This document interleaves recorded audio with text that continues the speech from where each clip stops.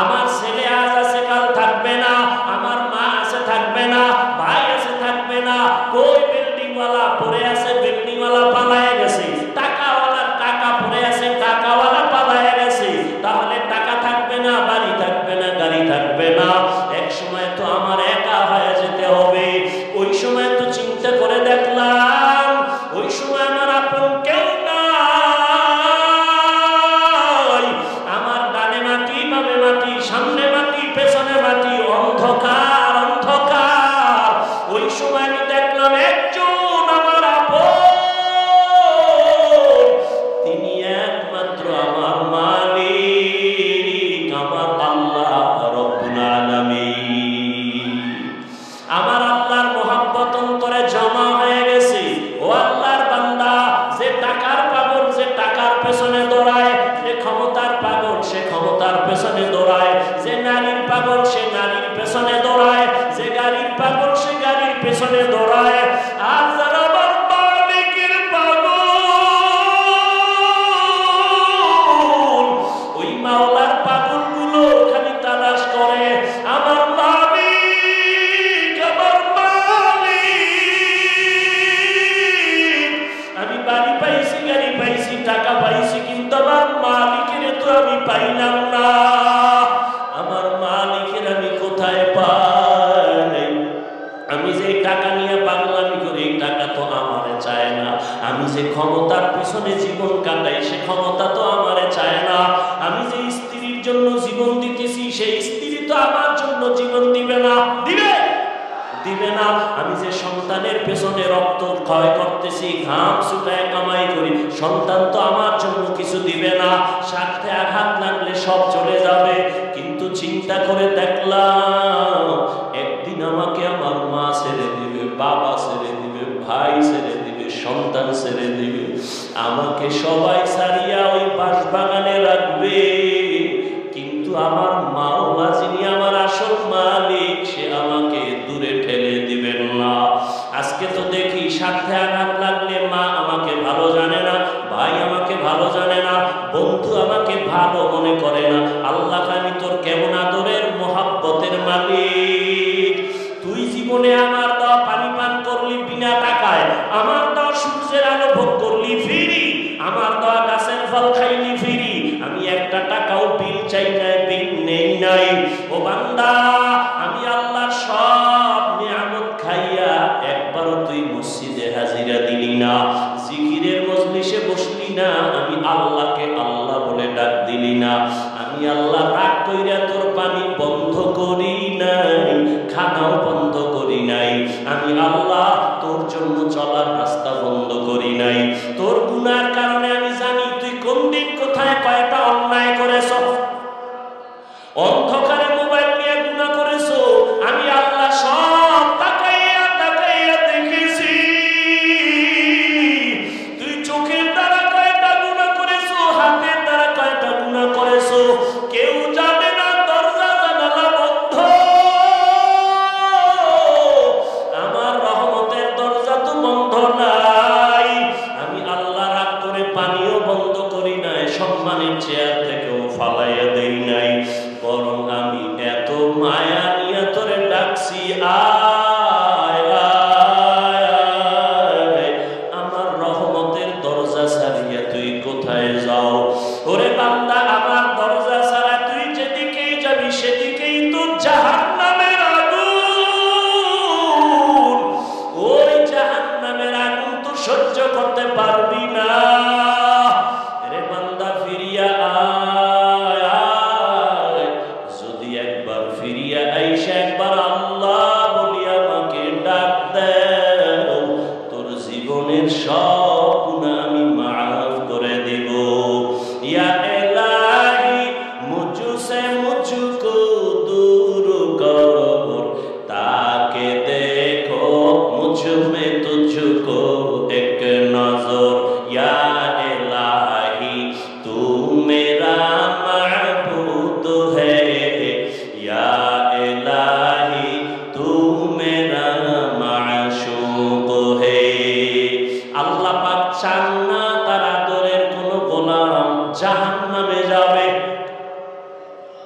বড় মায়া করে বানাইছেন তো, এই জন্য আল্লাহ 1 সেকেন্ডের জন্য চান না তার বানানো কোনো আদরের গোলাম জাহান্নামে।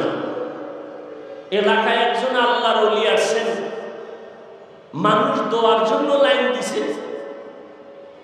খবর শুনে সনাতন ধর্মের একটা যুবক হিন্দু ছেলেও দেখা করতে গেছে, দোয়া নেবে। আল্লাহর ওলির সামনে গিয়ে যখন দাঁড়ায় গেল সুদর্শন ছেলেটা, হুজুরে হাত বাড়ায় দিছে সালাম। হিন্দু ছেলে সালাম পারে না, মোটামুটি বলছে আর কয় হুজুর দোয়া করবেন, আমি হিন্দু ধর্মের ছেলে। হুজুর এই কথা শুনে হাতটা চাপ দিয়া ধরছে আর ছাড়ে না। দইরা যুবকের চেহারা দিয়ে তাকায়া, এক ধ্যানে তাকায়া, চোখের পানিগুলো গাল বেয়ে বেয়ে পড়ে। হিন্দু যুবক ছেলেটার অন্তরে ভয়, না জানি কোনো বেয়াদবি হয়ে গেল। হুজুর আমারে মাফ করেন, আমি কোনো বেয়াদবি করছি নি? কয় না বাবা, কোনো বেয়াদবি করো নাই।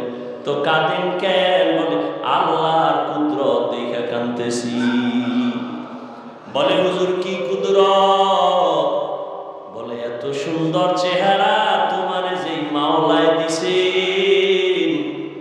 ওই মাওলায় তোমারে আবার কেমনে জাহান্নামের আগুনে জ্বালাইবে। ইনজেকশনটা দিয়া দিয়া কয় যা। আল্লাহওয়ালাদের প্রত্যেকটা কথার মধ্যে বরকত। এক ইনজেকশন দিয়ে দিছে, যায় এবার বাড়ি যায়। কিন্তু যুবকের অন্তরের মধ্যে ধাক্কা লাগা গেছে, কইল কি আমারে হুজুরে। বাড়ি যাইয়া একা একা চিন্তা করতে করতে পাগলের মতো, আসলেই তো, আরে জাহান্নাম কেন? আমি মরার পরে তো আমারে কবরে যাওয়ার আগেই তো আগুন লাগাবে না। এত সুন্দর চেহারা আমি আগুনে জ্বালাইতে চাই না। একটা দৌড় মারিয়া আবার আল্লাহওয়ালার দরবারে গিয়া হাজির। আল্লাহর ওলি কয় হুজুর দয়া করে আমারে মাফ করে দেন, আর আমারে তওবা পড়ায়া দেন, কালেমার রশি আমার গলায় লাগায়া দেন। আমি আর জাহান্নামের পথে 1 সেকেন্ডের জন্য চলতে চাই না। আরে আমি তো মরলেই দুনিয়াতে আমার মুখে আগুন দিয়া দিবে। আমি দুনিয়ার আগুনও চাই না, জাহান্নামের আগুনও চলতে চাই না। হুজুর আমাকে তওবা পড়ায়া কালেমাওয়ালা মুসলমান বানায়া দেয়। ওলামায়ে আহলে হকের মজলিসে বসার দ্বারা মানুষের মরা দিল জিন্দা হয়ে যায়। এই জন্যই তো বলি, যারা বলে আমরা ওলিয়া উলিয়া মানি না, ওলামায়ে কেরাম চাই না, ওরা বাতিল, ওরা ধোঁকাবাজ, ওদের দুনিয়াও বরবাদ, আখিরাতও বরবাদ।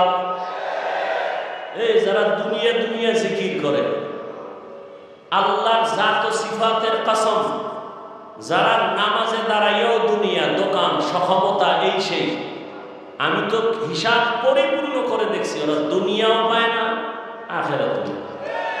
এই দুনিয়া দুনিয়া দুনিয়া কইরা কইরা পালাইছে, জুতা নেওয়ার টাইম নেই, পাইছে দুনিয়া। তো এই ক্ষমতার লাভ কি যে পলাইতে হবে? এই ক্ষমতার পিছনে দৌড়ায় লাভ কি যে ফুলের মালার ঘরে জুতার মালা? এই 10 তলা বিল্ডিং এর বাহাদুরি করে লাভ কি যে বিল্ডিং এ ঘুমানের কপাল হবে না? ওই কোটি কোটি টাকা ব্যাংকে রেখে লাভ কি যে টাকা আমি ভোগ করতে পারবো না? তাহলে দুনিয়া দুনিয়া কইরা না পাইলো দুনিয়া, না পাইলো আখিরাত। আর যারা আখিরাত আখিরাত করে, এরা ইনশাআল্লাহ আখিরাত তো পাবেই, দুনিয়ায় যা পাবে বোনাস।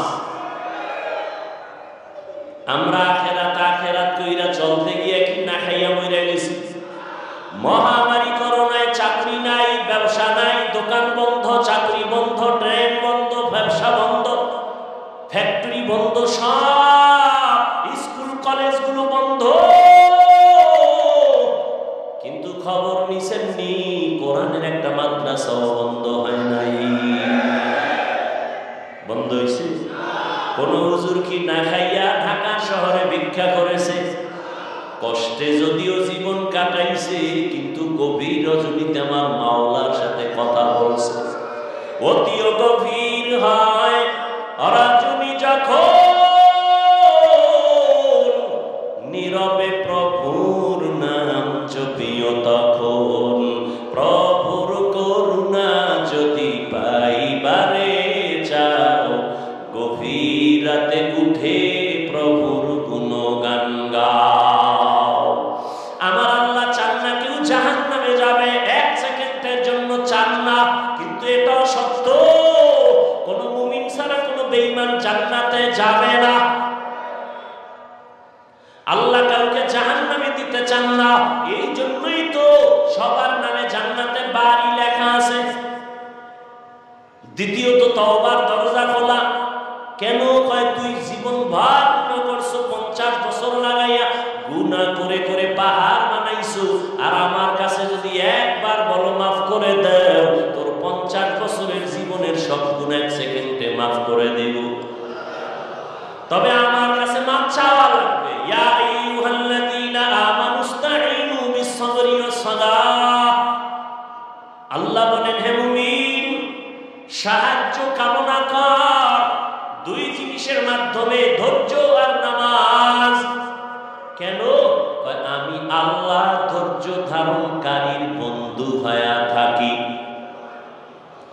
নবীজি বলেন, লা মাইয়ুরিদিল্লাহু বিহি খাইরান ইউসিব মিন। আল্লাহ যাকে বেশি আদর করেন, ভালোবাসেন, তাকে মুসিবত দিয়া পরীক্ষা নেন। আল্লাহ বেশি মায়া করছেন নবীদেরকে, তাদের পরীক্ষাও বড় কঠিন। আইয়ুব আলাইহিস সালামের কঠিন পরীক্ষা, ইউনূস নবীর কঠিন পরীক্ষা, মুসা নবীর কঠিন পরীক্ষা, ইব্রাহিম নবীর উপরে পরীক্ষা, সর্বশেষ আমার নবীর উপরে কঠিন পরীক্ষা। যেই নবী দোয়া করলে উহুদ পাহাড় স্বর্ণ বানায় দিতেন আমার আল্লাহ, সেই নবী না খাইয়া কষ্ট করে করে পেটের মধ্যে পাথর বেঁধে নবী দিনের কাজ করে।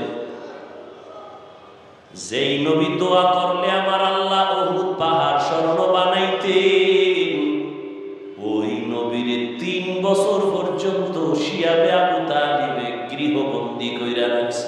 খানা দেয় না, পানি দেয় না। মায়ার নবী গাছের পাতা সিরা সিরা চাবায়া চাবায়া পেটের ক্ষুধা নিবারণ করে, আর আমার আল্লাহর কাছে কান্না করে বলেন, আল্লাহ আমারে গরিবী হালাতে রাখিও, গরিবী হালাতে মরণ দিও, কিয়ামতের দিন গরিবদের সাথে আমারে উঠাইও। আমার নবী বলে, গরিবেরা বড় লোকের বাড়ি গাড়ি দেখা আফসোস করিস না। যদি গরিবী হালাতে আমার মাওলার নিয়ে কবরে যাইতে পারো, আমার আল্লাহ ধনী লোকের 500 বছর আগে গরিবের জান্নাত দিয়ে দিবে। বেহেশত আযা কে আযারে নবাশো কাসে রাবা কাসে কারে নবাশো। আল্লাহ বলেন, সাহায্য প্রার্থনা করো। কেন? মুমিনকে বললেন কেন? জান্নাত শুধু মুমিন পাবে, কোনো বেঈমান পাবে না। মুমিনকে আল্লাহ বলেন, গায়ের জোরে আগাইতে পারবা না, কারণ তুমি জন্মগত দুর্বল। ওয়া খুলিকাল ইনসানু যায়ীফা। আমি মানুষের বড় দুর্বল করে বানাইলাম। একটা পিপিলিকার কাছেও তুমি দুর্বল, একটা মশার কাছেও তুমি দুর্বল, খানার বেলায় দুর্বল, ঘুমের বেলায় দুর্বল, মেধার ক্ষেত্রে দুর্বল, দুনিয়ার লাইনে দুর্বল, ধর্মের লাইনেও তুমি দুর্বল। মনে হয় যেন তোমার মতো দুর্বল কোন প্রাণী জমিনে নাই। পিপিলিকায় যদি মেজাজ গরম করে, কোন বনিয়াদম খানা খাইতে পারবে? মশায় যদি মেজাজ গরম করে, কোন বনিয়াদম রাতের বেলা ঘুমাইতে পারবে না। ও বান্দা, তুই এত দুর্বল, এত দুর্বল। একটা গরুর কাছে তুই কত দুর্বল। তোরে যদি একটা লাথি মারে, জীবনে 1 ফোঁটা দুধ আর নিতে পারবি না। কিন্তু মর্যাদা সবার উপরে। মর্যাদা দুর্বল না, মর্যাদা তোর ফেরেশতার থেকেও বেশি, জিনের থেকেও বেশি, সব প্রাণীর থেকে বেশি। এই জন্য শক্তিশালী বাঘ তোরে সালাম দেয়, শক্তিশালী গরুটা তোর কাছে দুর্বল হয়ে থাকে। ও শক্তি দুর্বল না,